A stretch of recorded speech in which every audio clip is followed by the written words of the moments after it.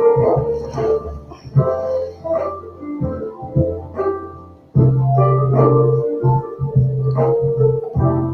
everybody. We're back again. Is it working? Because I don't see it. Let me see. That is great. Got a big forehead. I didn't realize my forehead was this big. Okay, so I guess. No comment. Yeah, you shouldn't have one. I wouldn't suggest you do that. I wasn't going to say anything. Okay. Just only That would have been dangerous. Let you talk about you. Oh. Good evening, everyone. Hello. Good evening. Sunday night. The night of love. Is it? Well, it's Valentine's Day. Hey, it should be like that every day. Yeah, I'm sure. Every day it should be like that. I'm sure. If it's not like that every day, then that's a problem. Hello, everybody. Welcome to the Relationship Doctors on a Sunday night. Yeah. Sunday night. No football. Thank God. Say it with me. No Thank God. No football. Say it with me. Thank God, no football. You don't like football? Not every Sunday now. That's a guy thing, I guess. I'm not sure if it is. Well, that's for football fans. It's not just a guy thing. When you watch football? Absolutely. How is everybody tonight? Maybe some people are probably out there. Oh, I think because of the pandemic, many people didn't go out. I'm pretty sure people went out. There's some people out there. Listen, we're going out to the grocery store. Yeah. We're going out to. That's not what I was saying. But I know, but I mean, we're going out doing different things. Some people are not. Some people. I'm not saying it hasn't affected. I just said that it appeared that many people decided to stay in and maybe cook or maybe order out. And there's a lot of people cooking today with us.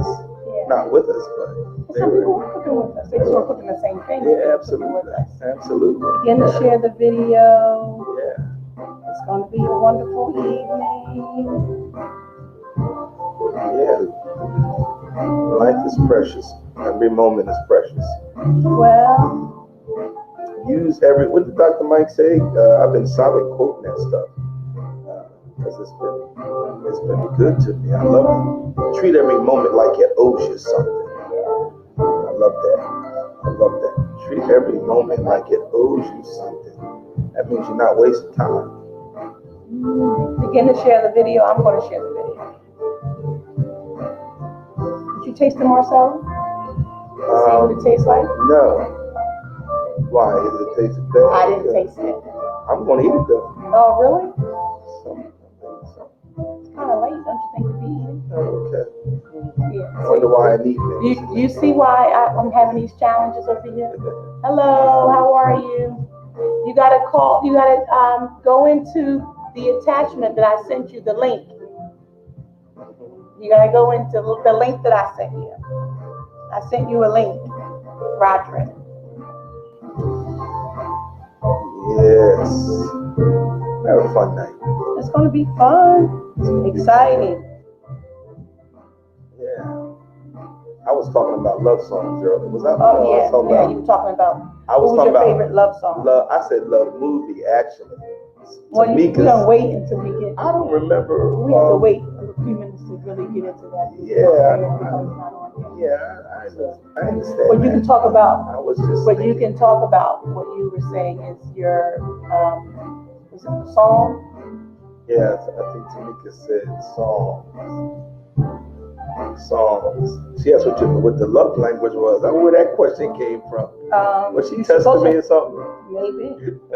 I don't have a clue. What's the love language? I've never thought about it. I mean, I've thought about it, but it's not like we have discussed it. I think it's a quiet unknown. It's an unspoken truth. It's an unspoken truth. Really? Yeah. What are your other love languages? I don't think I ever had to say, hey, this is my love language, Mo. This is my love language. That's because it takes a mature individual. You know what my love language no, is. Let's stop right now. That's part of the challenge. You know what my love No, I don't. It's that, well, I say I do know. I do know, but what I'm saying is that's the challenge. And that's where there's disagreements and misunderstandings because the other person is thinking that they know their mate's love language and they don't. So if you don't tell, that's right? good. So how would I know? So you think about it. Imagine if we were been together for, let's see, 20, almost 25 years. Yeah. Did I have to learn? I'm trying to get it together, y'all. Did I acquire that information 10 years ago? Because you didn't tell me? Did I learn by just being in a relationship with you and picking it up? Or did you communicate that to me? I don't think I communicate anything. Yeah. I won't say anything. And that's not true because body language communicates everything. But still, you still need to say it. I think I communicated it absolutely no, in my body language. You know when you communicate I didn't verbalize it. No, your body language, no. You communicated when you weren't receiving what you thought I knew. That's why you have to remember expectations. What you talking about, Willis? Yeah, okay. Let me break it down to you. Is that your body language told me something was wrong. I'm just saying that's not true. I knew your body language, but I'm just saying that what happens is your body language says, hey, something's wrong. Hey, I'm uncomfortable over here. Hey, this. So that's what's happening. People's body languages and the decisions that they're making and things that come out of their mouth is saying there's a problem. So you have to communicate. This is my love language. We have to stop and hold the phone. Oh, Rohan Miller. He flew in from Ghana. But Rohan Miller is with us tonight. No, he flew from Ghana. Rohan, I'm gonna get up and do a dance. We're gonna do a dance. We gotta change the music. I don't change the music. Now I'm not saying you have not watched, but I have never. Leave my man alone. He just flew in from Ghana. Because I love him. He just flew in from Ghana. Hey, what's up, Rohan? What's up, man? We love you. I'm just playing with you. I'm ready to fall out. Jesus is coming back. Tell the kids we said hello. Jesus is coming. Y'all better get saved. Rohan Miller's watching, and I can see his name. He's probably laughing. Y'all can see his name. He's probably cracking up. Woo! Jesus is coming back. I need to get saved. I'm sorry. You sure do. Don't touch me. You really need to. Anything I've ever done that has been displeasing in your sight. Talk to God. Don't talk to me, because I'm gonna get in heaven. And if you're standing there and you're not praying, I'm gonna rub some feet tonight. I'm gonna do something. You don't have to do anything. See, that's another thing. Let's go back. Here we go. Because it's Valentine's Day. It's wonderful. But if you just do the things that I would like you to do on that particular day, and then the other days you don't do what you're supposed to do, no, I don't want that. Cancels out. No, you need to do those things to keep it going. What you did to get me, you must continue to do hi, Nancy. Hey, Nancy. To keep me. So what the things that you did to get your mate is what you need to continue to do. Yes, seasons change, things change, things happen, you grow, you get older, but principles never change. No, they don't. Principles never change. We're the ones who change, right? No, they So, don't. it's true. But, hi, Rohan. Hi, Nancy. How are you? That's funny. He's probably texting me. Rohan, is your wife sitting next to you?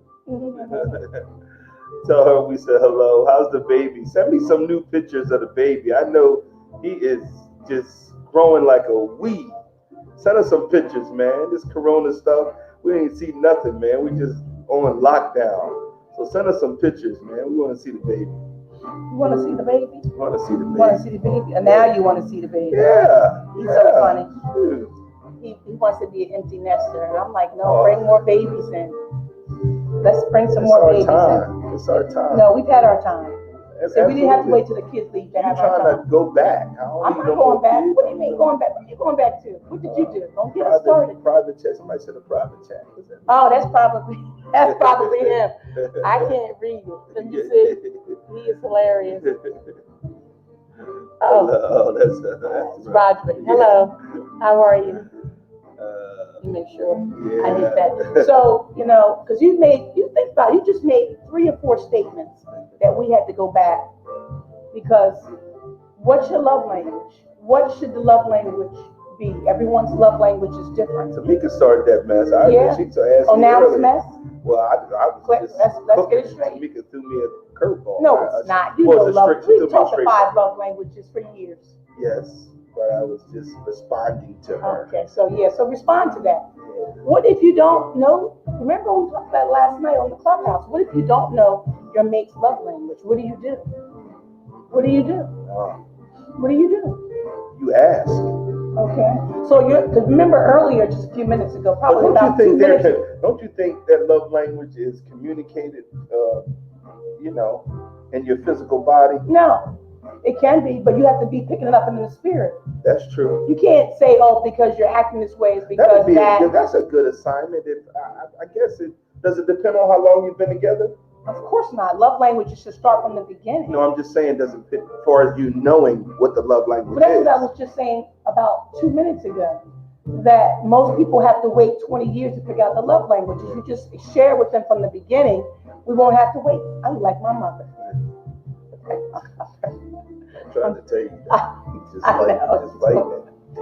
No, I just looking at it going, oh, it looks like my mother. Is that my mother? I'm looking at that's hilarious. But no, seriously. The love language should be communicated during the dating stage. Don't you agree? That's dangerous. Why is it dangerous? Because if you're not trying to have sex, Okay, well, the outside of sex. Okay, thank you. Because that should be everybody's love language. Yeah. I mean, I'm just saying.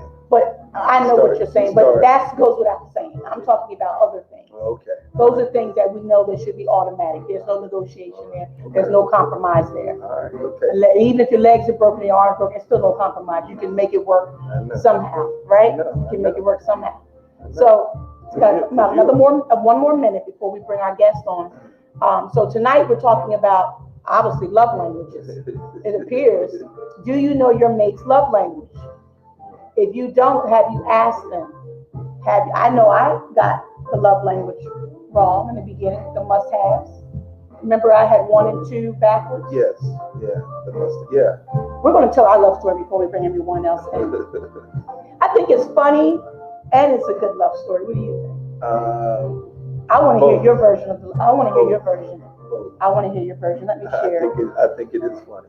Let me share the video because I lived it and I felt like it was. Yeah, really? It was hysterical. Really? Because I looked like I was a deer in headlights.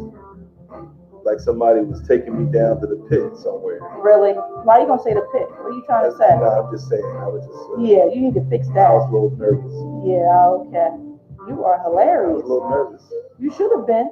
You didn't know what you was getting yourself into. Didn't I try to tell you? I told you. I know. I told you. I didn't. But you didn't really grasp. I know I didn't. You didn't grasp. You didn't prepare me for that. I know. I told you. You just said, "Come to the revival." That was your. Okay, don't jump into it before we even. I didn't even say nothing. I said you just said, "Come to the revival." So we went on a date. Okay, no, but start from the beginning before we bring our guest on. Start from the beginning on how we met and all those things, because I think that's You want me to go from the beginning? Yeah, I want to hear. Oh. The music is too loud. I'm not sure. You have to ask them to see if they can hear us. I don't know. Let me ask them to turn it down just a little bit. I'll ask the baby to turn it down. Yeah, just a little bit. Just a little. Yeah, I don't. How far you want me to go back? I mean, really? The first. We want to hear the love story. Oh, the love story. I want to hear your version. I would tell. Okay. See, when you said love story, I started thinking. When I started looking at you like, man, this could be it. This could be it. You can't jump to that. Well, no. It was a challenge for us to even get. No, I think it was. Listen, I was nervous even about kissing you the first time. No, that wasn't. I don't. I was like, but I was going for it. You were trying to. Roderick, Maine, and Eric, I was going for it. It was in the car, and it was after a long weekend, and she was looking like, Tamika, you should have saw her, man. When well, how can you jump to that before we go to the beginning? because you're talking about the love story. I'm talking about the love story. All right, tell your story. It's my version of the story. Okay, tell your version. We planned when I met her. We planned a whole weekend. Well, she actually planned the whole weekend. I hadn't seen her. I think I did. I saw you once. No, and then, we didn't. No. Remember, we talked on the phone. Oh, that's right. We talked on the phone. We actually talked on the phone. Let me pray for you so you can remember this love story. It's coming back to me. It's You coming need back. to get it together. We talked on the phone for about 30 to 45 days. Yeah, we talked on the phone. No, I think that was fine. Yeah, we talked on the phone for a little while. 30 to 45 days. Whatever you want to say. But by the time I ended up driving up to Delaware to Philly, because I was living in Maryland at the time, this chick had planned the whole weekend. This chick had planned the whole weekend. That's when I knew I was in trouble. Every day that weekend, she had me in church on Sunday. That's not funny. You did. Well, what about Friday? How about Friday? I just shot right this Sunday. She had me in church on Sunday. On Friday, we went to a comedy club. We did? I think so. On Friday we went to the comedy club. I introduced you to my father that night, and that was Friday night. And that's when you told my father he was crazy. You didn't tell him what I said. I don't know. I forgot what you said. I told him. He said all pastors are crooks. Yeah. First time we met him, and I was like, "Oh no, this is not going to work. This is not going to work." And then we started fighting. My father said, I like her. He said, I like her. How you say that the first time you meet me? He said, I like her. They was going at it. They drive Cadillacs and they take the congregation's money and all this other stuff. My father did have a Cadillac. I told my mother it's time for us to go. We got to go to this comedy club, and we went to see the comedy club. Which comedy? It was on the Funny Bone in Philly. Y'all remember the Funny Bone in Philly? Who did we see? Really? You think I remember who we saw? I would think so. No, I don't remember. That was over 30 years ago. Gosh, I'm trying to remember. That's easy, 30 years easy. Wow, I wonder what we saw. We've been married 25, so that has to have been. You sure? It's got to be 27 years ago, something like that. Something I don't crazy. Remember that. I don't remember. I don't think we went to. My memory's not. Yes, we did. Okay. Because I paid. Oh, that doesn't mean you paid for everything. That doesn't mean anything. But we know what we spent our money on. No, you don't, because I don't remember. Yes, we did. Yes. Okay. You paid for everything. So you missed the story. Go ahead. We got guests coming. Okay. So that was our weekend, and I think at the end of the weekend I had to go. I dropped her back off at her house, and went to church Sunday. Went to church Sunday, and I remember the preacher, Reverend Bullock. He was the 8th Street Baptist Church on 8th Street, 8th and Scott. That's before they were in the building that they're in today. But yeah, and I remember leaving, and I said, well, I'm going to kiss this girl or not. And I leaned over from the seat, and she was like this. She was like this. I don't know you. She stiffened up like a big old board. I don't know you. I leaned over, and she was like, I thought it was. No, tell him what happened. See, you. What? We talked on the phone. He told me his favorite color was red because his mother loved red, and she wore red and even red lipstick. I never even wore lipstick like that, only when I was on stage. So I had red lipstick. He paid for me to go get my nails and my toes done too. Everything was red. I had a red outfit on when you first met me. You remember that outfit, don't you? Yes, I do. It had polka dots. Yes, it was a jumpsuit. I saw the polka dots. They was sashaying down the American Express Centurion Bank's staircase. I saw the polka dots.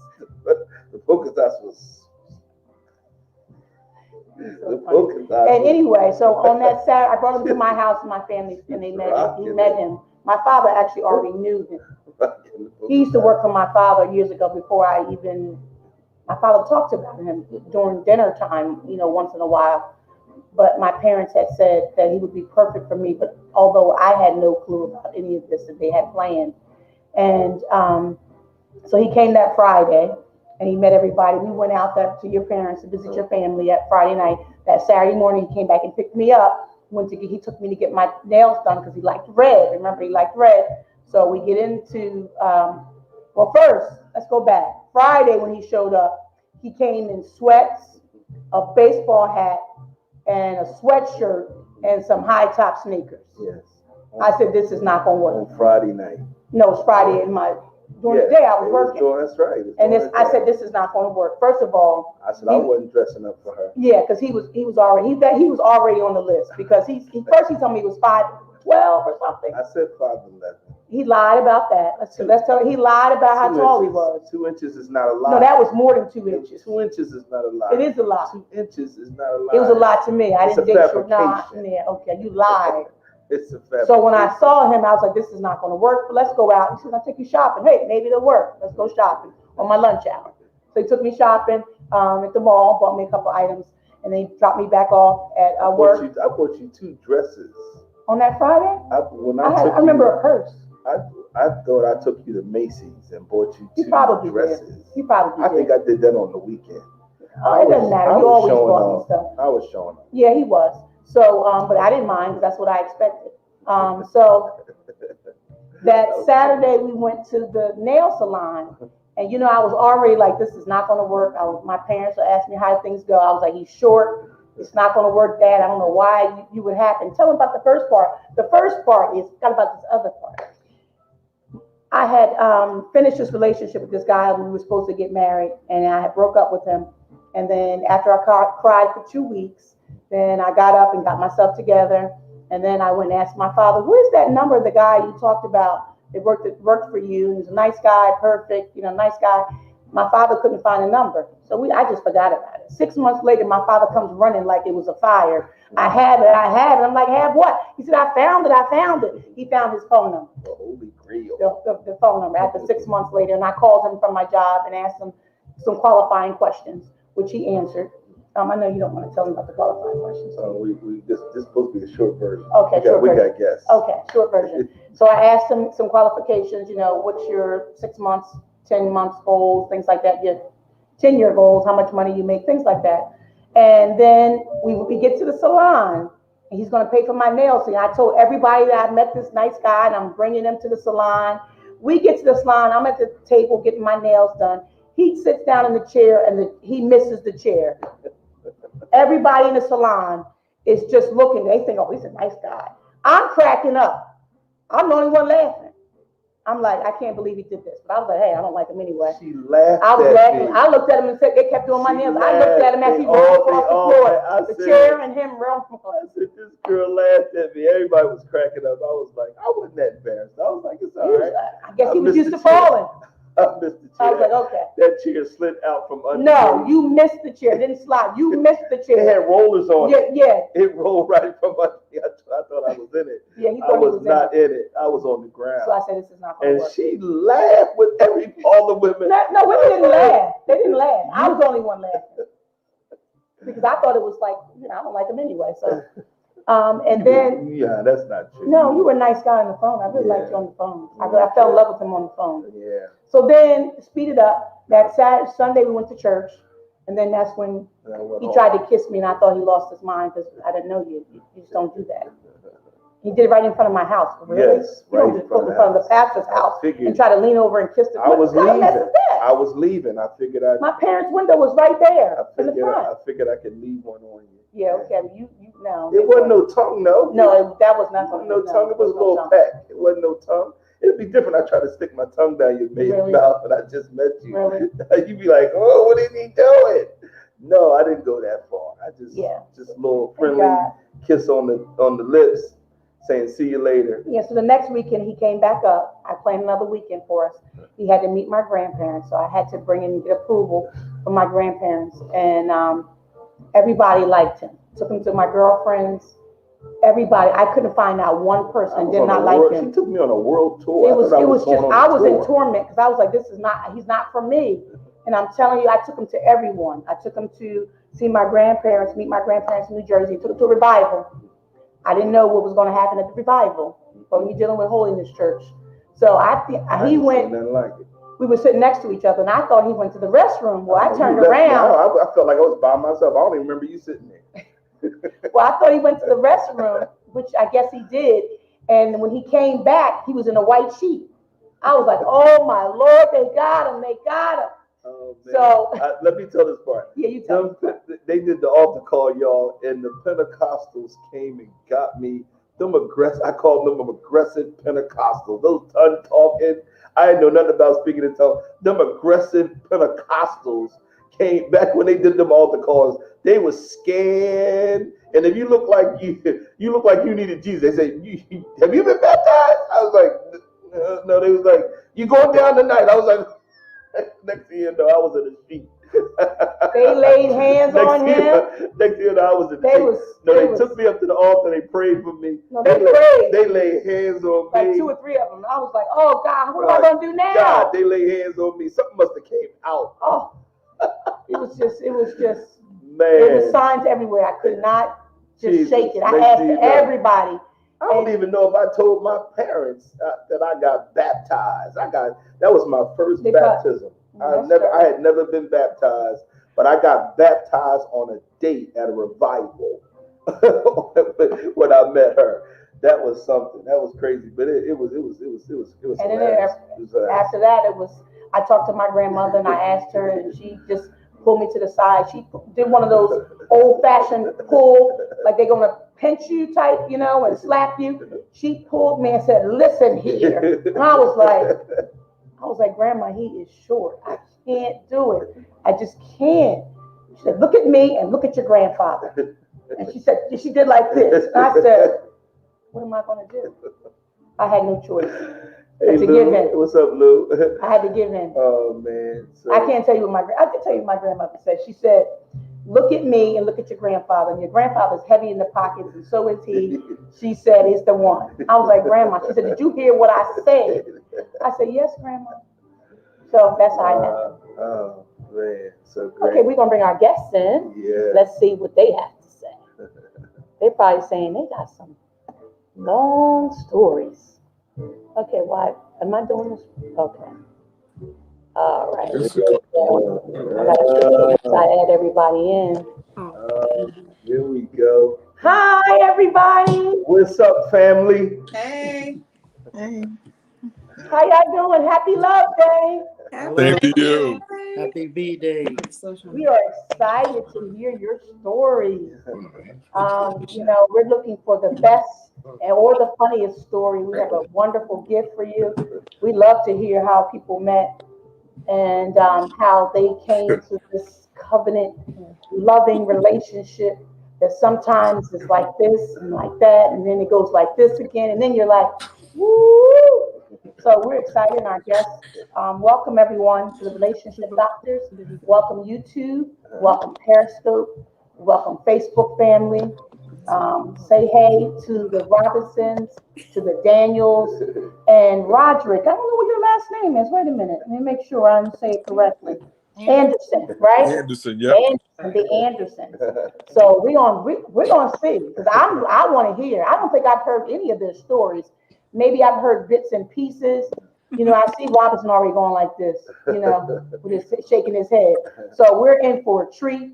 So please get your drink now, whatever you need. And we're going to hear from some stories. We're going to hear some wonderful stories. Dr. Tim, you want to add something before? No, I want to hear them. I don't think I've ever heard Eric and Shay's story. You ever heard Tamika Maine's or? I know a little about Tamika Maine. I know Maine was. Oh, don't you tell his story. Maine was like a Jamaican. He had like 5 jobs. You know what? He was a DJ. He was. Why are you telling his story? All that, Pastor. You right, all that. Maine was a Well, he must have told you that because I didn't know any of that. Maine hung around dead people. I was with the DJ. Excuse me, I'm with the DJ. See, my sister never told me any of that stuff. So I never told me. I don't know. I'm interested to hear. Many jobs. Let me make sure I tell. Like a Jamaican. Like a Jamaican. Your friends and your family, let them know. This is the story of love, and some people, your family may not know your story. They just may see you together and just say, "Oh wow, they're together and they look good together." But do they know your story? We all have a story, and so I thank you so much for coming on and willing to share, because it encouraged some couples that are out there, because we'll ask some particular questions about your love story that will I'm sure help somebody else because we don't know what people are in their relationship. Yeah. So let's start with the Robinsons here at the top, and we'll go down and we'll go in that order. She'll go this way. Well, that's the L for you. Let's start at the Robinsons. Okay. We're going to make them bigger. How do we make them bigger? I don't know. I don't remember how to do that. You write it down in the best. Yeah, that's what I want to do. We're going to do one at a time. So we're just going to, well, I don't want to remove them totally, do I? Will I remove them totally? I think so. No, and if they're already, Go back to you're your removing them from the thing. You can do that. I can do this? I'm going to try. So if I don't see you, then you got to come back on. Yeah. Oh, okay. So you're still there. We're just moving you so we can see. I don't know why. Okay. I guess that's You can it. remove Oh, yourself if you okay. and talk to them. It's up to you. Let me see how this is going to be bigger. Okay. So, oh no, we don't want to do that one. Just making some adjustments here. There we go. There we go. There we go. I gotta That'll move work. in now, so. Yeah, All right, so we can, hello, Hello. I like your balloon in the back. Oh, thank you. Are you swinging off that balloon? I see it's got a string. What? How was we going to? So funny. So funny. Well, she laughed. Hey, this is, we're couples. Yes, we are. So we are, we like to have fun. So what was the first encounter like? Because I know some of your story, but I don't know because y'all kind of They have guys. history. They got history. So what was the first encounter like? So the first encounter, we got to go way back because it goes back to. So for those who don't know, Eric's sister was my best friend back in high school. So he was the big brother that was always around that I did not like. I didn't. He was mean every time he came around. I'm like, why your brother so mean? He just mean. I tell you, so I really didn't like him. But it was one day at a cookout. He always did a big cookout in the summertime. And he was playing the Tekken game. And they were in the house. I had my niece with me. And this is where it shifted. This is where the like came in for him. I didn't like you, did Did you say for him? No, this is where I did not like her. This is where the light came in for me, not him. Oh. For me. They was playing Tekken. I'll be trying to be really brief. They was playing Tekken. And he was just beating everybody. I saw he think he tough. Breaks off. I said, let me get my niece over here. So my niece Bianca. So he was playing Bianca. And he beat the brakes off her. He made her cry. I said, I know what I'm going home to get my big old. I'm going home to get my controller. And guess what? Because I just knew I was going to win with this big old laptop controller. I came back there, he beat me up too. I was so mad at him. But whatever happened, that dislike turned into, it shifted. The way he's smiling now is what he started smiling in. And it just shifted. I was like, oh, you know what?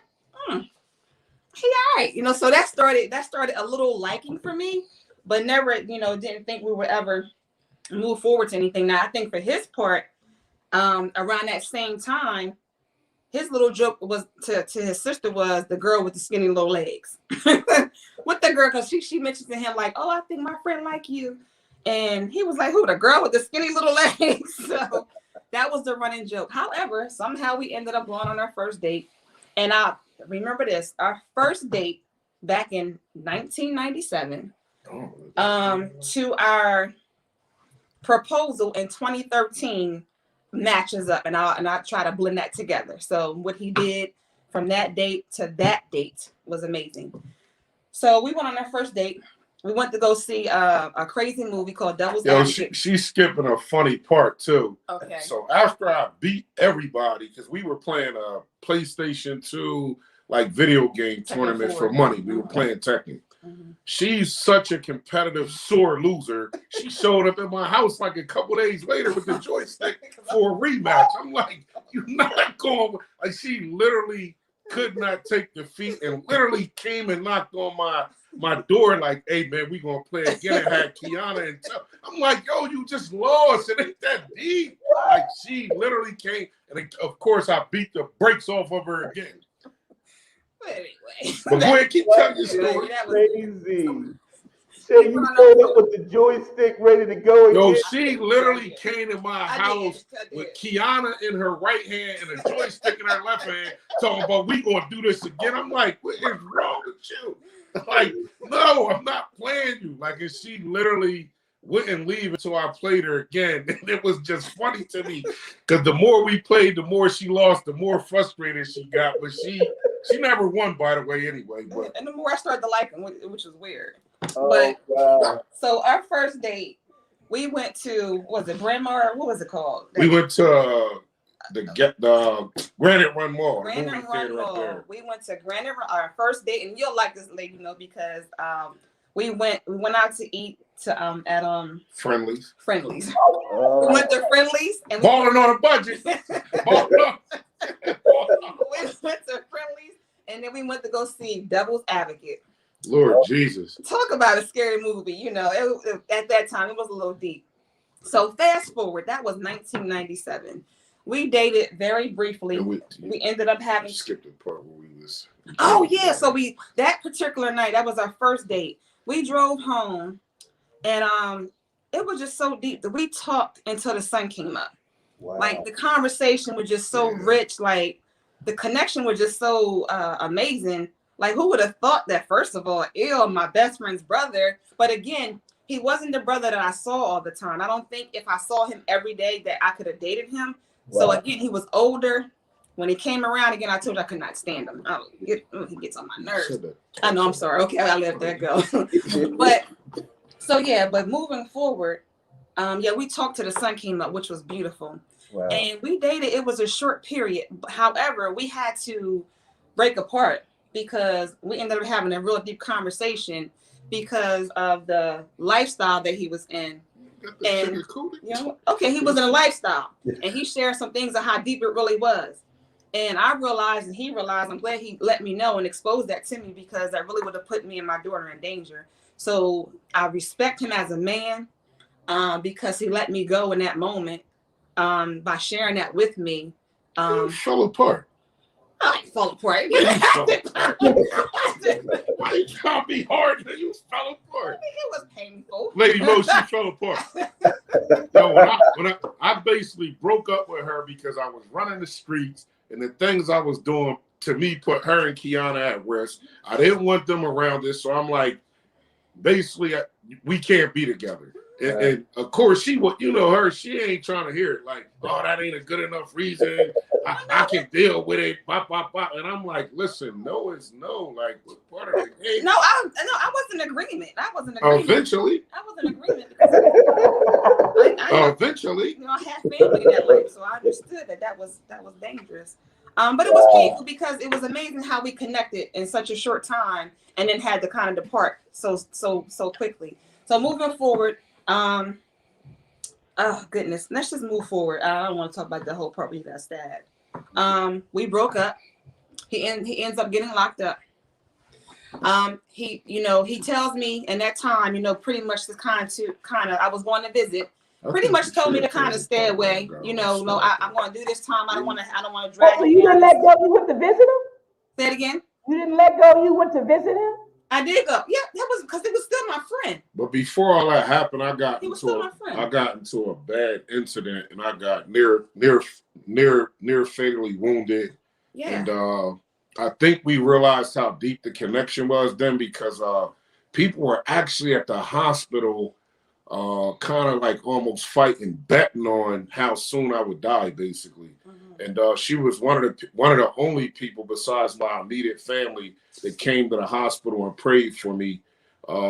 That's a whole nother version of the story, but long story short, I almost bled out that night, and she prayed on me, prayed with me, and then I think like the next day I was still bleeding pretty bad internally, and she came to visit me a couple times, and the bleeding stopped. Shortly thereafter, I ended up catching 20 years in jail, I think, something like that.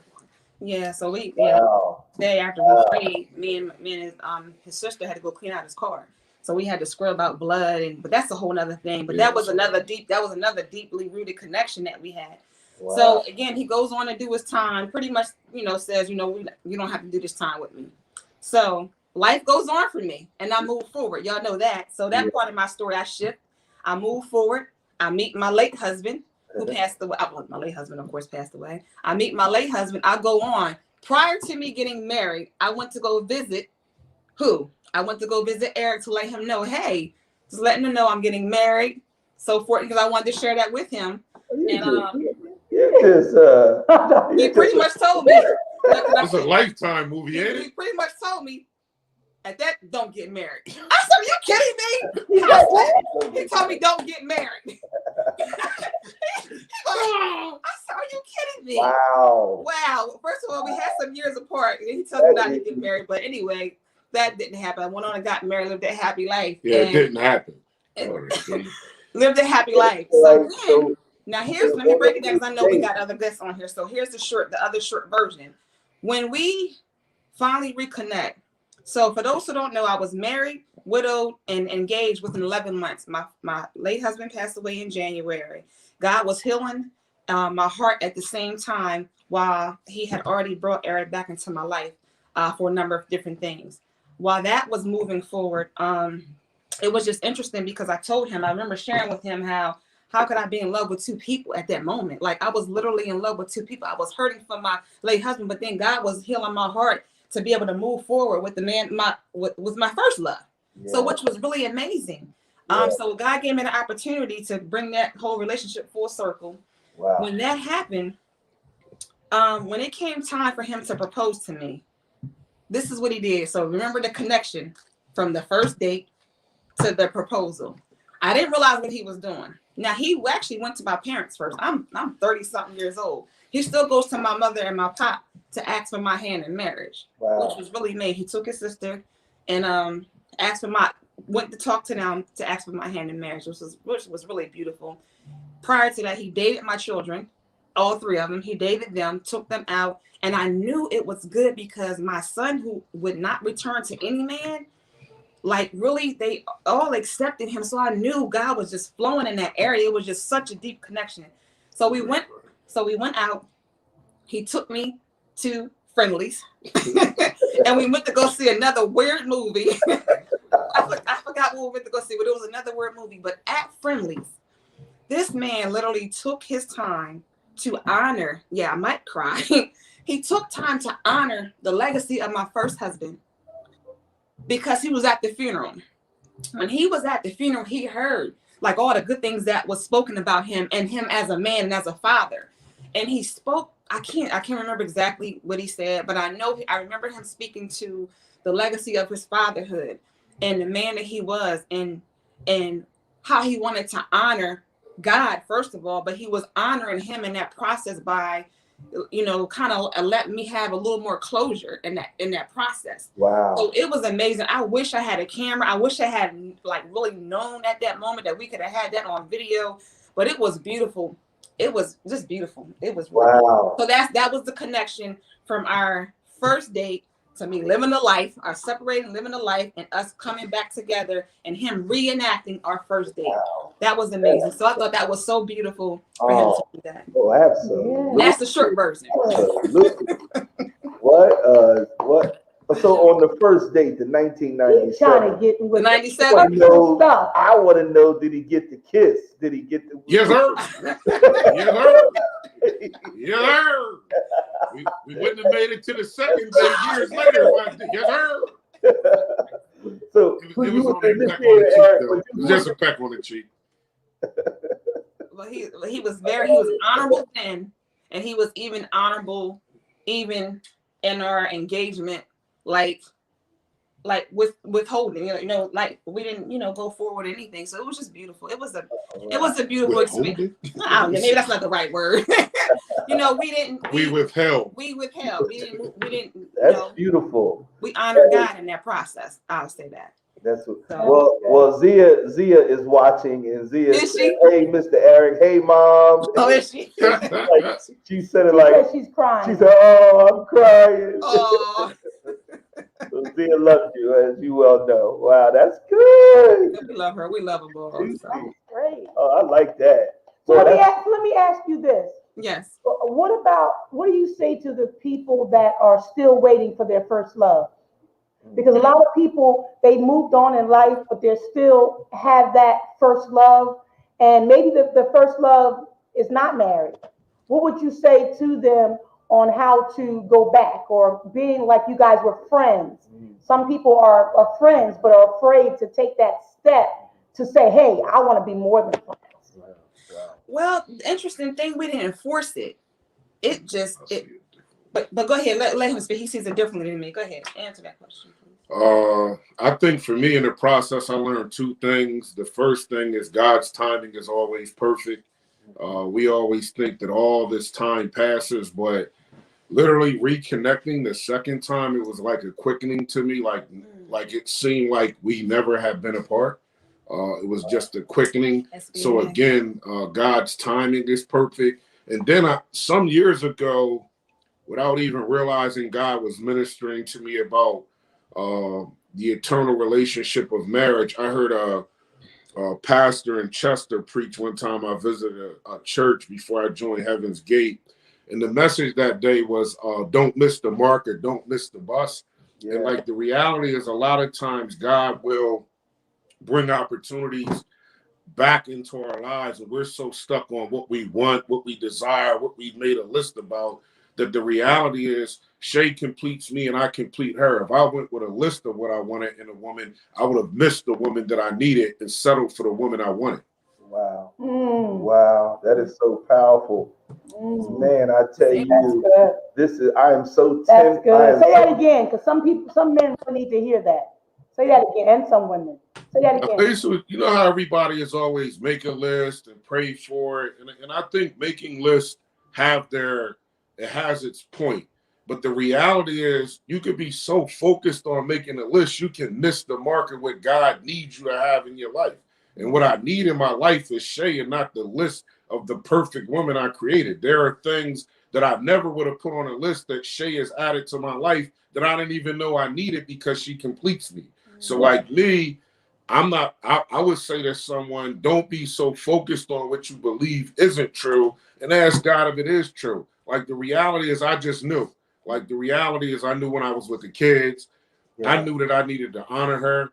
I actually, interestingly enough, thinking about it, I researched her family culture. I knew I needed to go talk to her mom. I knew how important her relationship with her mom is to her. I knew her mom's and her father's permission was important. So like doing those things just wasn't saying I wanted to marry Shay. I wanted her family to know I wanted to be a part of their family. So like those things, I would say to a person, there is no such thing as a wait when you get with the right person. God will take the time and redeem it. Yeah, and I'll just wonderful. Your story is so powerful. And it is, when you look at how God is panoramically looking at our lives, God sees our lives as complete. And we can clearly see that God placed Eric before. He sowed him before as a seed that would harvest in the later years. And boy, I'm just getting like, man, this is powerful. This is encouragement for, let's just use Eric, that was incarcerated for all those years and came back and just found love. Beautiful. And then, it just brings tears to my eyes, because when I was thinking, when Shay lost her husband. And some people have lost their mates and have never moved on. They're still having challenges. This should encourage you that you can find love again or reconnect with the love that you thought you lost. So and really not to give up on love. Don't give up. I mean, don't give up on love, because sometimes we don't know when it's going to hatch. Man, that's what we're seeing here from your story is don't give up on love. Because man, when it's destiny, you just you go through valleys and pitfalls, but if you don't give up on love, man, I tell you, you won't miss the moment. You won't miss the moment. Shay, you say something in your spirit. What you want to say? Yes, you can tell. I was going to say, let go of the fear. I had to accept and take what God had for me. Aside from what I was hearing, behind the scenes from other people, because I was moving forward, you have to be willing to accept what God has for you. If I had listened to other people that was in my ear, we wouldn't be here today. But I knew God was moving in our life, so I was willing to accept that. Also, one thing that he had just mentioned, he had asked me a question about when he was locked up, and he asked me a question about when I was home. When he was home, and he said, "How do you know I love you or something?" I said, because I've been praying for you, because I've been praying for you for that's 14 years. Just praying for him. Just, I had him and my brother on the list for him to come home and be free. So he had never heard or never had that experience. There's something about when a woman's praying for a man. I'm telling you, something about it. It's nothing like it. I never knew all of that. This is so great. This is really blessing the audience. It's the short version of the story. Yeah, it's the short version of it. But I know, man. We would be here all night long. yeah. Well, thank you so much. Thank you. Stay on. We're just going to mute you so we can get to the other couples. All right. Hello. Hi. What's up? How y'all doing? We doing well. Y'all smiling. Yeah. There are parking lot members right there. Right. Yep. From McDonald's into your arms. Yeah. Yes. So how long you been married? We're not married yet. We engaged. Okay. But you're getting married. Planning on getting married this year. Okay. Yep. That's wonderful. Yep. Okay. You got a date? Not yet, but it's got to be soon. So we're probably looking toward June, August, something like that. Yeah. Oh, okay. We're excited. Outstanding. Yeah. Outstanding. Tell us how you met. All right. You gonna start first, or you want me to do mine? I'll let her start, and then I'll go ahead and jump in as time goes on. Okay. All right. So how I met Roderick was I was currently in an emotionally abusive marriage that I was trying to get out of. I had lost heart. I had spiritually separated from my husband and everything. And I waited for the kids to move out, and I switched jobs. I had to do a geographical change in my job. And when I started to work down it was called John Brooks Recovery Center. And I remember when I applied to be a counselor. So it was interview day. So I went down there for an interview, and it was with the outpatient program. It was called OPM&M, Outpatient Methadone Maintenance Program. So as the supervisor, after we had the interview, she had to show me where I would be working at and where my office would be. So she took me all the way in the back of this big old building and introduced me to all the women first. I was like, wow. Then it was this empty office, and then it was Roderick's office. So all of a sudden, I see this guy behind the screen of the computer. I couldn't see his face. He had a white shirt on, and my supervisor her name was Miss Fran. So Miss Fran said, well, Francine, Miss Green, I would like to introduce you to Mr. Anderson.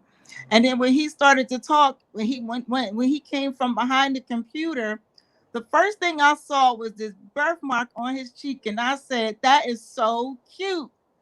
But then the next thing I felt this thing in my stomach, and I heard, I'm gonna say the Lord in my right ear said, he's the one.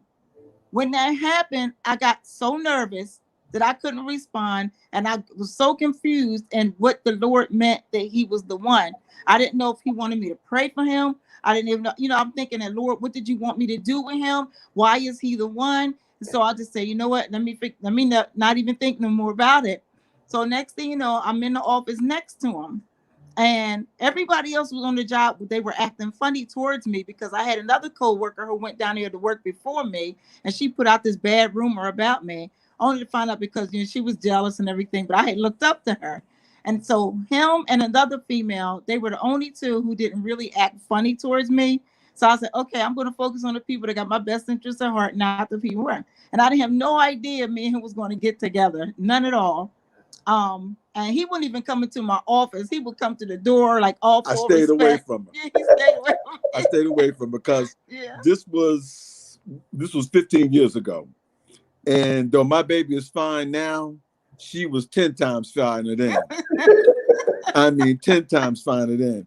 I mean, her butt was so big. Oh, it was like a train coming by. And she was right by my office, and I looked, but I said, I can't get him on because the same thing was going on for me. I was coming out of a relationship. I had just moved into a motel. Okay. And we were coming out of a relationship, and I wasn't really didn't want to jump into anything. I didn't want to just start into anything. And so I was real fearful, but and every man, so we're in John Brooks Recovery. We're both counselors at the time. Yeah. And every man in the building is going by my office. They're going to hers to talk to her. And I would reject them. And I'm thinking, I said, I think I might need to make a move soon. So we continue to talk and our workday ends at 1:00. But I found out a lot of times I had to work a little late. I had a group I facilitated at late at night at 6:00, and Fran would still be there. And I asked her, why are you still hanging around here? And then she told me that she was in an abusive relationship, and we talked for a while. She didn't want to go home. So we got to really talk to each other and get to know each other. We found out that we had a lot of things that we liked. So the next day, one of the females at the job came to me and said, she likes you. And so that's all I needed to hear. I didn't want to let him know that I did. I was trying to keep a low profile, because I was coming out of a bad situation and I didn't want to put nothing else on there. You know how they call it rebound and all that mess. Yeah. I didn't want to rebound because I knew that never turned out right. I wanted to do everything that how the Lord wanted me to do that. And so I just wanted to come clean if it was meant for me to find someone else. From that marriage, I did everything I could. We went to counseling, we went to all kinds of stuff, and it just didn't work out. Wow. So I was kind of like stuck, like in limbo. And so I was just there until the Lord told me what to do next. And next thing you know, it just started happening. And I was like, okay, God, I'm falling. Am I supposed to be falling in love with this man? Every time I would see him, my eyes would light up. And you got to remember that we're not young people. At the time, he was 50, I think. I was 50 at the time. Something like that. Something like I'm 62 now. We've been together now for 11 years. 11 years. Yeah, we've been together now for 11 years. Well, it started off at the friendship, and then it got really serious. Yeah, and then it got really serious. And that's when we said we have to get married. Yeah. So our first date was I took her to basketball game. I took her to a Big Ten college basketball game at the convention center. Oh. And she had never been to a basketball game before. That's my kind of date. Yeah, right. But she had never been. I thought I was impressing her because she hadn't done it before, So getting some sugar wasn't really that hard. So I did get some sugar right away. And it's not a lot more to it. I mean, just things just sort of gravitated, man. Oh. We started working together, and then we started spending a lot of time going out with each other. I met her children. Now we're together. We've got 7 kids and 15 grandkids. Yeah. And how I knew, like when God said he was the one, like once I had left the marriage and I went to go live with my daughter, I left the house and everything, walked away. Wow. I went to live with my daughter. So my daughter lived in Blackwood, New Jersey, which is actually an hour away from our job. And at the time I had a beat up car, and then it broke down and I had no car. He would come from all where he lived at, which was an hour and a half away from the job. Wasn't it? No, it was a half hour away from the job, but an hour and a half away from his house to where I was. Every single day. Oh my Lord. Yep. Every single day he would take me home, and then he would travel all the way back home, and then he'd come all the way back out there to pick me up, made sure I had breakfast. Now we didn't like have no physical contact other than maybe a kiss here and kiss there, but nothing else. And he would take me all to work, and then we would stay after work, go eat, and he would take me all the way back. If I needed to wash my... I was setting her up. Yeah, man. I was setting up for the knockout. I was also in school at the same time, so it was rough. Oh, my God. Yeah. How did you, Francine, how did you transition? Because, this is a great story on how to receive love again.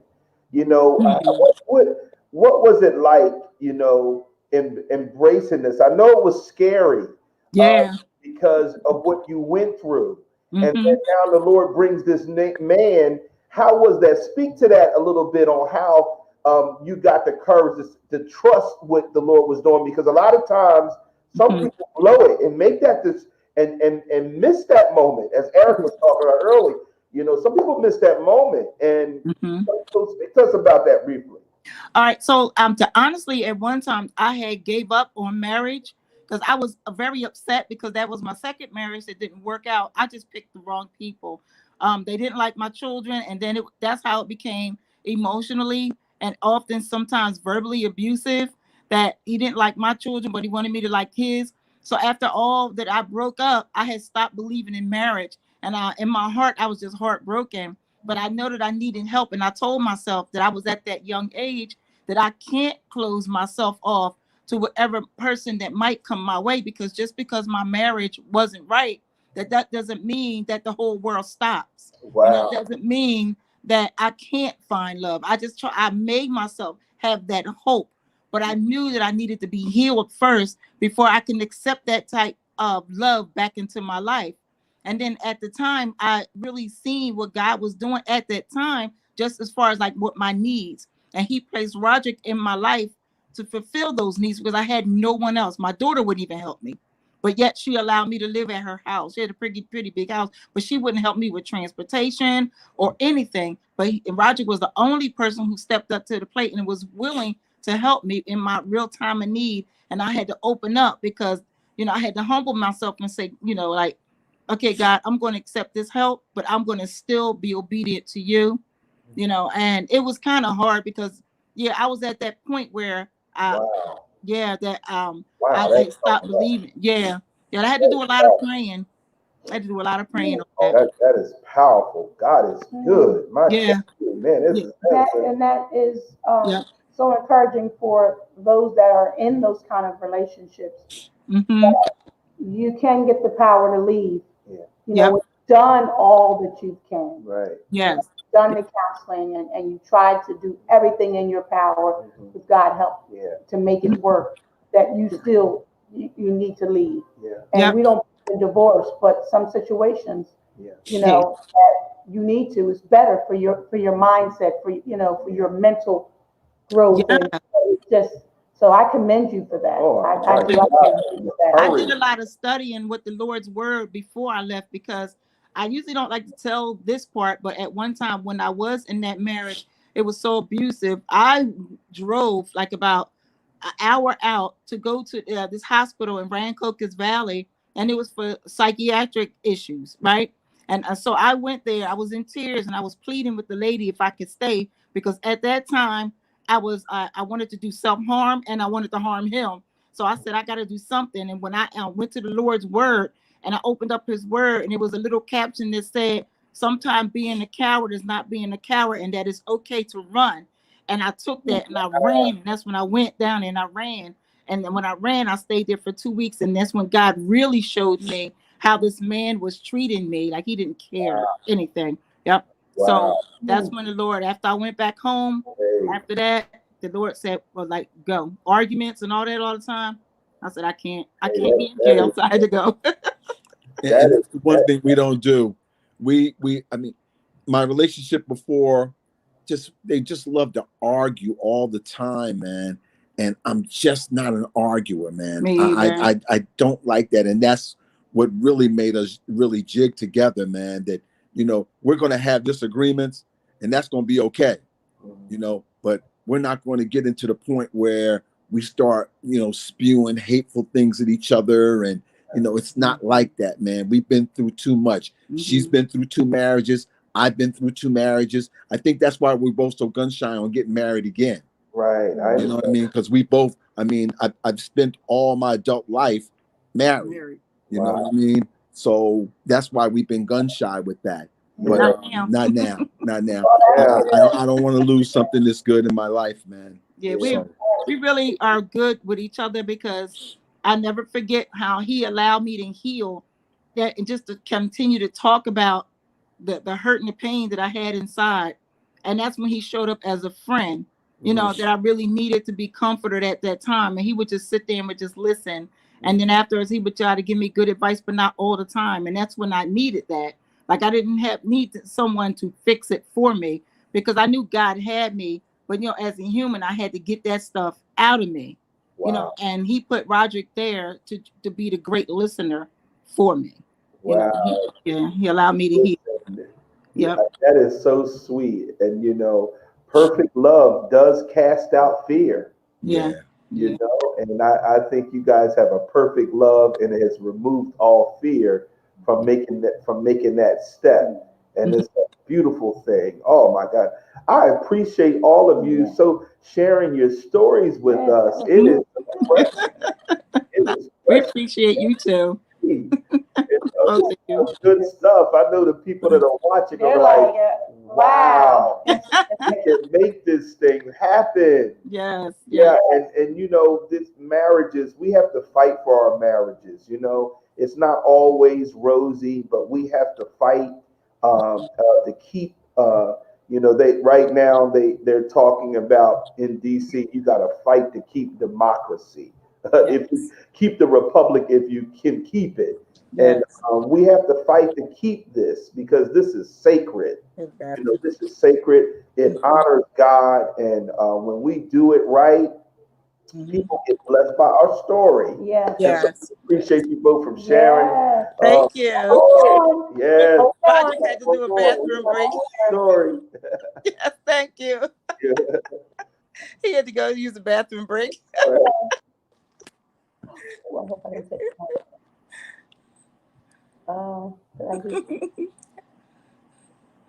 It's not. Yeah, it's not working. I don't know. I did something wrong. Oh, that's right. Okay, you got to take her out too. Yeah. Why?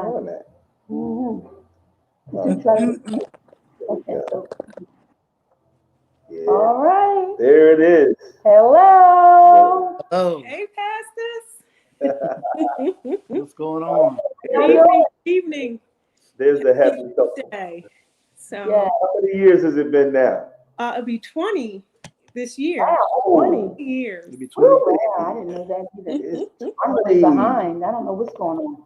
I remember your wedding day. Yes, I remember that day. Y'all had a beautiful wedding. I mean, it was all that white.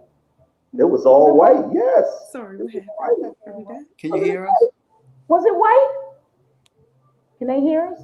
Can y'all hear us? We can hear you. No, it's not on mute. You muted it. Yeah. Oh my God, that's not right.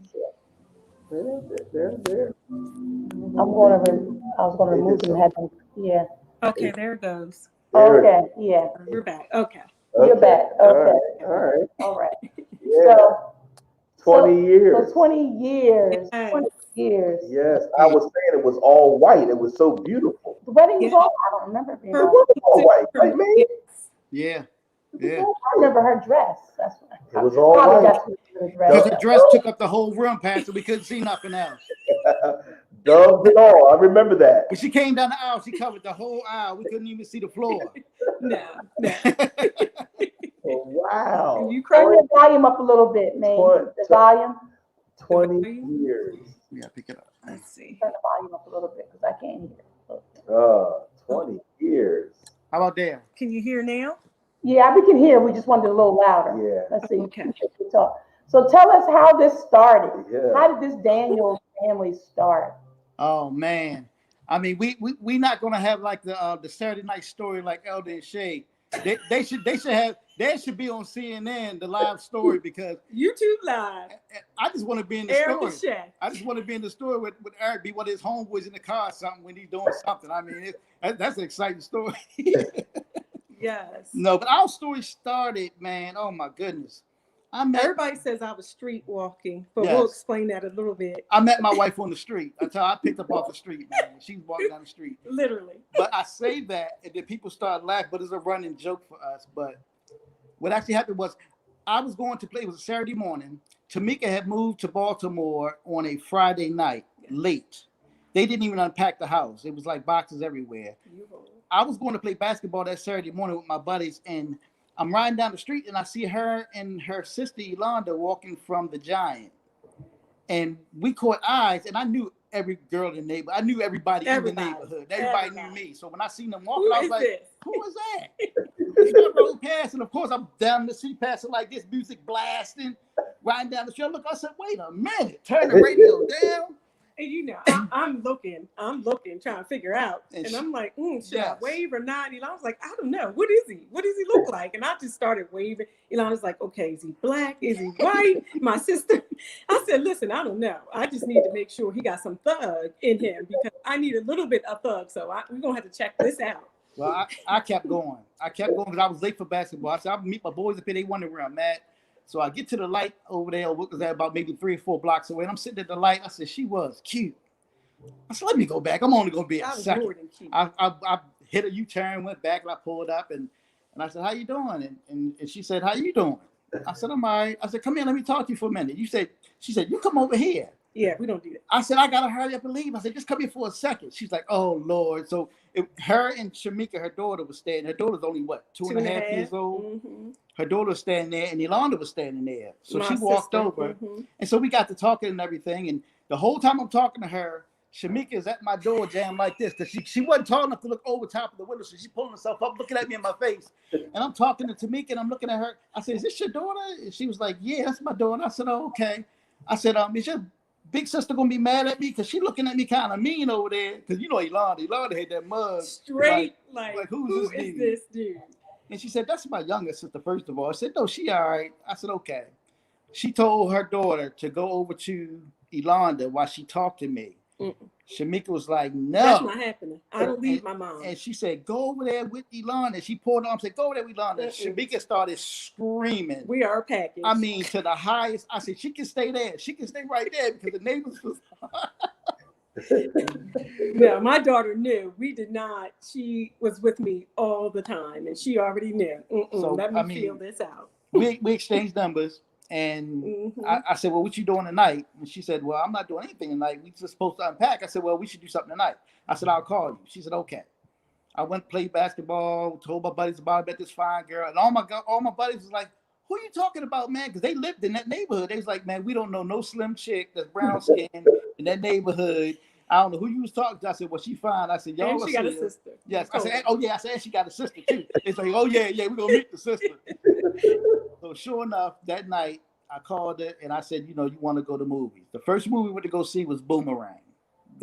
Boomerang, it just came out. I don't know what year it was. I don't know. But Boomerang just came out. Theaters it's one of my favorites. Yes. And Pastor, I took her to, I don't know if you remember, because you was in Baltimore. Yes. I took her to Jasper's on Righteoustown Road. Yes, I do. Yes. Back then, Jasper's was like Ruth Chris. Yes. If you go to Jasper's, you doing something. Yes. I took my whole little paycheck pass. And I said, we going out tonight. We went to Jasper's and we had a good old meal. Yeah. And I mean, basically after that, we've been together. I mean, it's been some rough patches, but and my thing was when we first met. I wasn't even afraid, which was odd because me and my sister were very cautious when it came to, especially being there the first night. But for some reason, I was never afraid. And I was struggling with trusting men because obviously I had a daughter at a young age. So trust was a factor for me. It was a big time factor for me. And I had gotten to the point, look, God, if he not, for real, I'm just not, I'm not even interested. Wow. And I needed spice. I didn't just want a man that could pay my bills. I could pay my own bills. I didn't want a man that, had a car. I had my own car. I needed somebody that was going to love me and my daughter and provide and actually be the man that I was praying about. And it took some time. And believe me, I brought the spice and he brought spice and some more stuff. And the excitement. Because half the time she was like, what is wrong with you? Tell him the time you came to the house. And I kept saying something is not right. This is a couple months into the relationship. And we spoke all night. Now, that's one thing I learned from my sister. We talked a whole lot. Laying there and listening to her and Pastor on the phone for hours. I was like, okay. I need to do that so I can get to know him. And we would be on the phone every night for hours and just talking about all kinds of stuff. And I knew his parents were faith believers. And I was like, thank you, Jesus. I'm like, I'm good. And she told me her father was a pastor. I was like, oh, Lord. He comes to the house and I'm like, something is off. I'm like, okay, what's going on with you? He's like, oh, nothing. I'm good. I'm like, no, your spirit is not right. Oh, yeah. I had a half a pint of Southern Comfort in my back pocket, which Oh, I what? usually do. Half a pint of Southern I had Comfort. a pint of Southern Comfort What's that? In the back pocket. which I Drink. usually Oh, which I Whiskey. would usually have. I usually would be drinking. So it wasn't no big deal for me to have a bottle in my back pocket. So I'm sitting there sipping, and she like, I what are was you 20 drinking? years old, and I'm like, I said, what? I'm drinking Southern Comfort. She was like, it smells like cough medicine. I said, yeah, it tastes like it too. So this went on for, about a week or so. One day I was at her house and we were supposed to do something. And she said, are you drinking that stuff again? I said, yeah. She said, I want to taste it. I want to taste it. I said, no, you don't. She said, no, I want to taste what you be drinking all the time. I want to taste it. I said, it must be good. Listen, said, I'm okay. thinking it must be something good. So I gave her the bottle, Pastor. I gave her the bottle. I said, here you go. She put it to her lips. And I said, just taste a sip. Just put it on your lips. She went like that. Pastor, I thought I was going to have to call 911 for her. I She said, started this is gagging what my father and talking choking about. and falling on the ground. And she was grabbing her stomach. I was like, oh my God, I'm going to go to jail. Listen, Pastor, I went straight to my father saying, that stuff is not good for you. I said, this is why. And this is why my father said, we're going to hell. I can feel the burning in my chest. I said, there's no way that you think this stuff is good. I said, there's no way. I said, okay, Hey, we had something in common there. I used to drink Southern Comfort too, man. Yeah. Yeah, it was a sweet drink. But at that time, Pastor, I mean, I was really in the streets. I mean, I was really doing a lot of stuff I wasn't supposed to be doing. I was a thief, and I used to fight all the time. I didn't really care about anything, but I saw purpose. That's all she saw purpose. I didn't know half the stuff he was doing half the time. I just didn't know, and I just saw purpose. And there was a lot of times she wouldn't let me out the house because my buddies were not going to say, "Come on, man, let's go such. Let's take a ride real quick." I was like, "Right, no, you ain't leaving me. You ain't leaving me." But she didn't know she was saving me, man. Because I would show up at the clubs he was at. I would show up like, she would boom, show here I am. Yes, she would show up. You were stalking him? Huh? You were stalking him? No, I just made my presence known. That's what I said, but she said making her presence known. Absolutely. I knew he was out there DJing. You know how the women are. I said, no, we're going to make myself known up in here. Absolutely. Yeah. Absolutely. But I mean, I knew it was going to be a crazy ride with this chick, man, when I met her father. Oh, God. Because when she met her father, I was basically staying at her house a lot, and I was there every day anyway, every day. Mm-hmm. And she had a little cookout. She said, my parents are coming over. And she'd run around doing stuff, cleaning and making everything perfect. And I was like, I'm laid back. I'm like this dude, like, I don't really care about your parents. Ain't no big deal to me. No, you don't understand. My dad's coming. I was like, okay. Get yourself together. She said, no, main church, I'm not playing. Do this. I said, okay, whatever. So I went to the store to get some ice. And I had already been there, and I went to the store to get some ice. So when I came back, her father was there. But he was out back, and so when I walked in, I put the ice away and stuff like that. So he came upstairs and he looked at me like I was short. I didn't really know who he was. You know how Bernie Mac said he looked at me like I was short. And I looked at him like I stay here more than any man I've ever seen. So I don't know who you are. And so we looked at each other, and he was like, "How you doing?" I said, "I'm all right. How you doing?" He said, "I'm okay." And so I kept going what I was doing. So the running story is with Dad is. He said, this dude walking there with his chest poked out, his lip back, hitting the floor, bopping back and forth, looking at me, walking there like he owned something. He said, I don't know who the heck this little knucklehead was. I was like, Jesus help me. And the second thing her father said to me, other than hi, what are your intentions with my daughter? That's right. Answer, and I'm sitting there, answer. Come on with it. And I'm looking at him like, and thinking in my mind saying, I've heard this line on movies and TV shows. I've never been asked what's your intention. Action. I had to break down the word intention. So and he's talking about sex. Is he talking about marriage? Or are we supposed to be? What are we doing? I mean, I don't understand what he means by the intentions. And so my words was, I said, we just kicking it. Oh, God. I had to pray harder, Jesus. Pastor, I had my hat on backwards and everything, man. I said, we just kicking. I'm just going to have to pray harder. And he was like, kicking it. He said, what does that mean?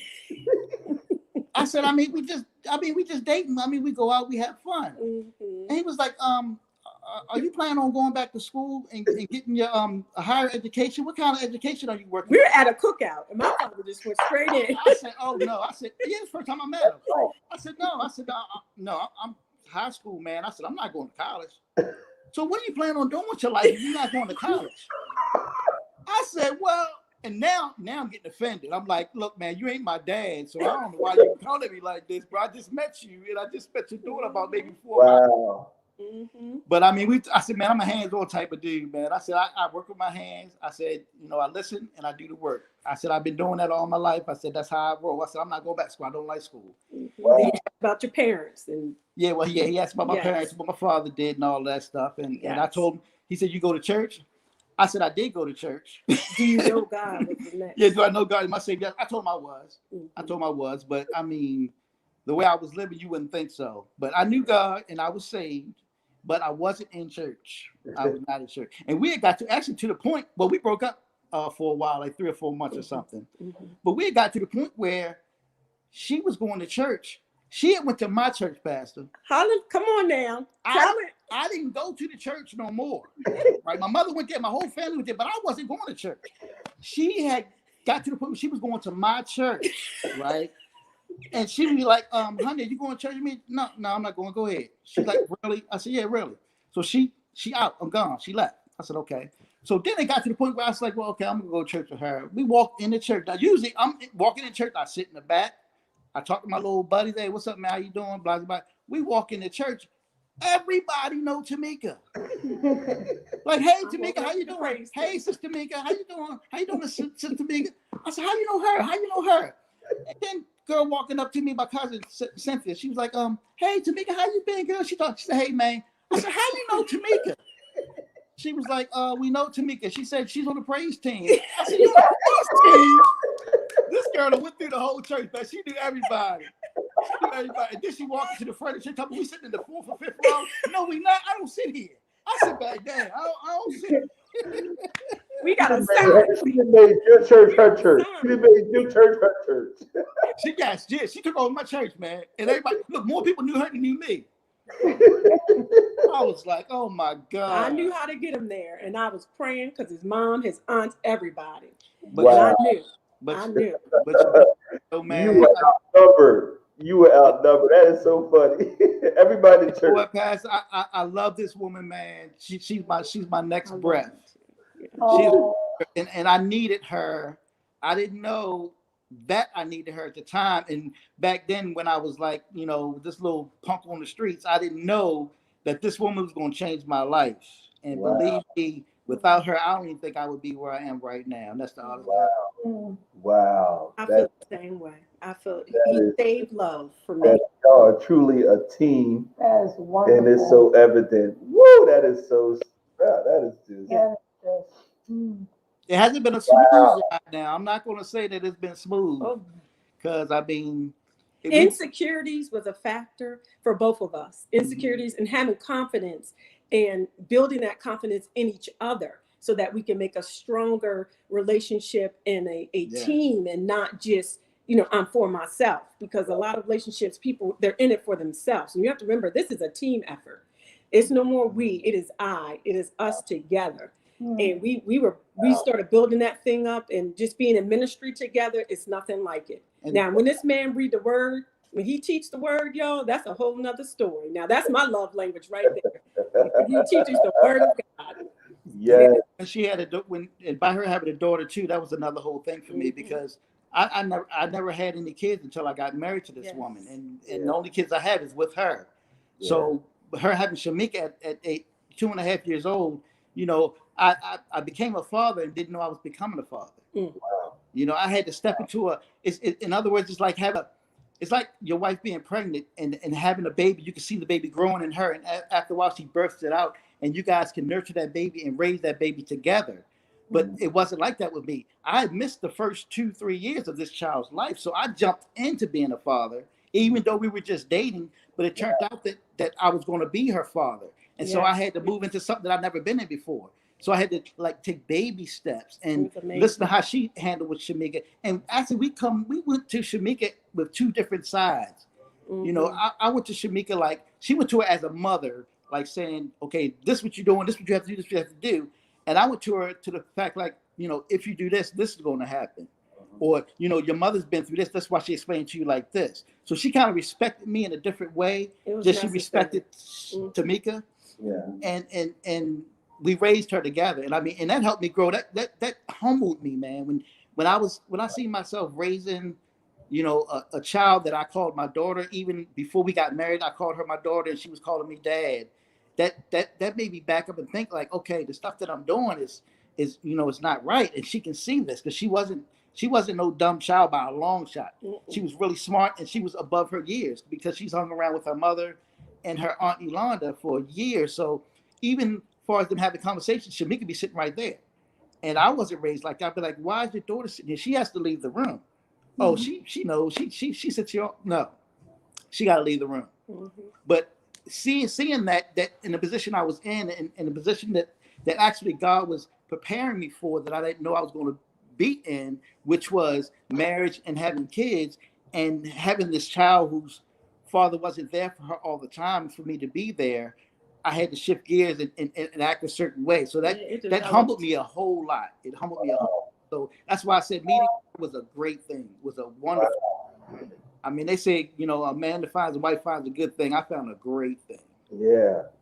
Outstanding. Yeah. That is just wonderful. Well, I just enjoyed this tonight. Oh man. Thank you guys for sharing what's next. We're gonna bring them back on. Yes. Bring everybody back on. All right, we'll do that. Glory to God. Yes. Okay.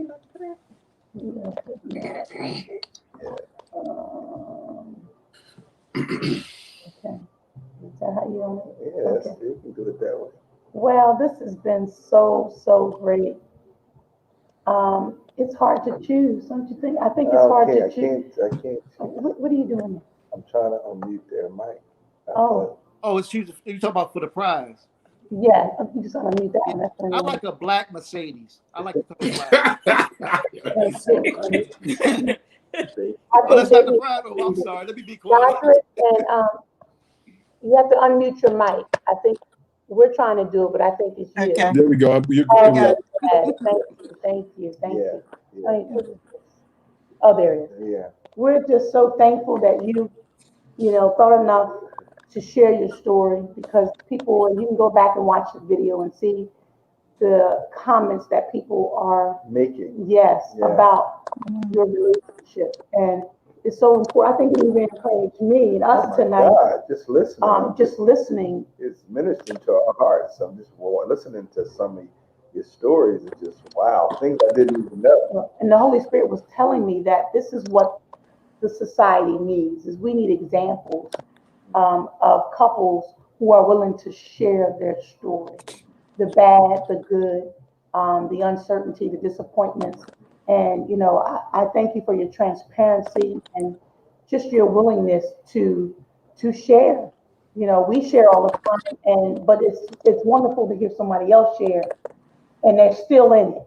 You're still in it to win it. And that's Absolutely. I don't know how we're going to choose a winner. We must just give everybody a gift.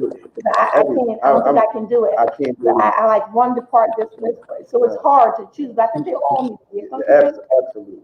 We all need to get it. It's not a Mercedes. Absolutely. Don't worry about that. You brought that up. All right, okay, I'll pass it. Everybody that's watching they're all in tears.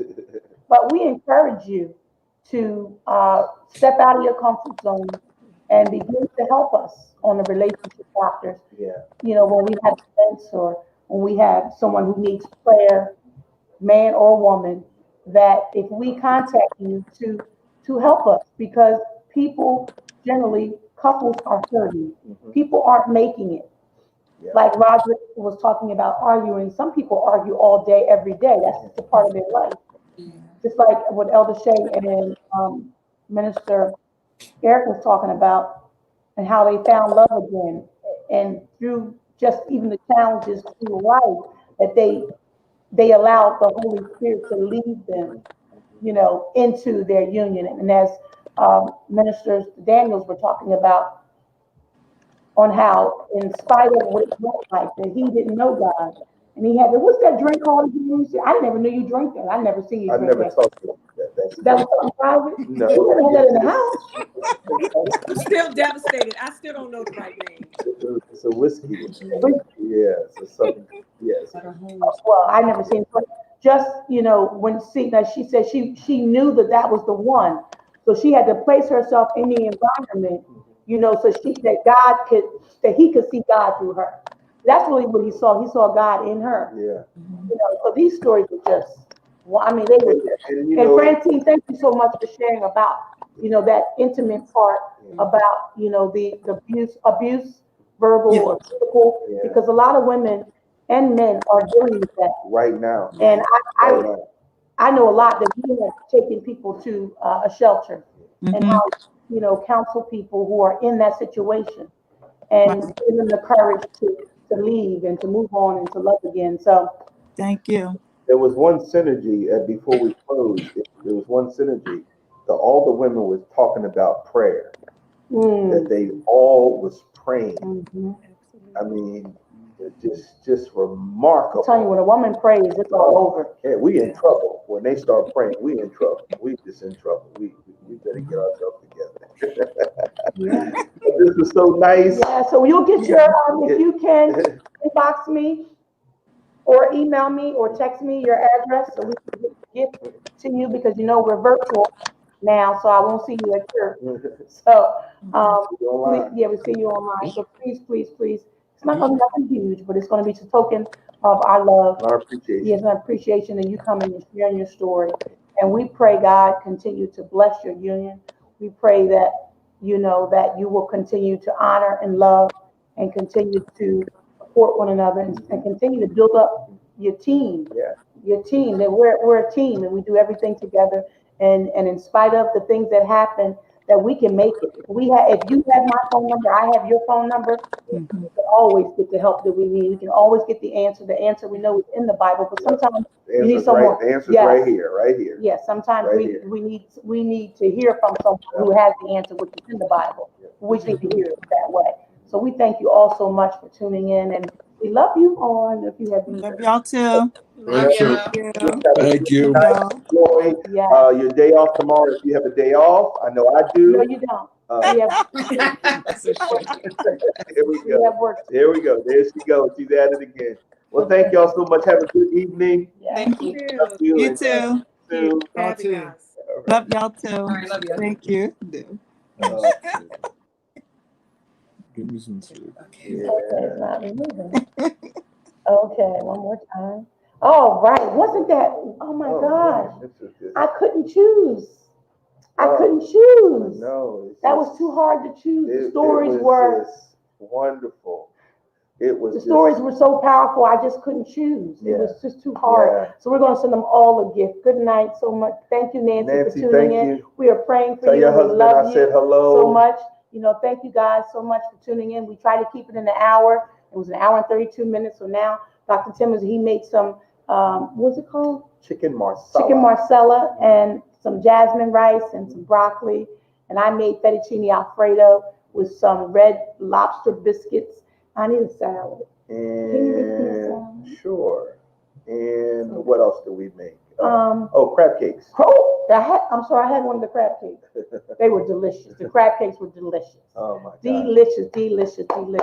But thank you all so much. And we pray that this night continues, that you continue to enjoy each other. If you are not married, enjoy yourself. I mean, I remember not being in a relationship. Enjoy your singleness. Enjoy your singleness. Yeah. Have yourself fun. You don't have to have an individual next to you to enjoy this time, because God is love. God is love, and God loves you. Well, so do we. So, don't feel that, I don't have anybody, I'm lonely. Don't think that way. Because once you get married, sometimes you'll say, oh man, I wish I was by myself.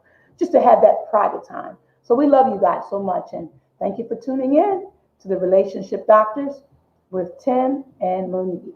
We love you. See you later.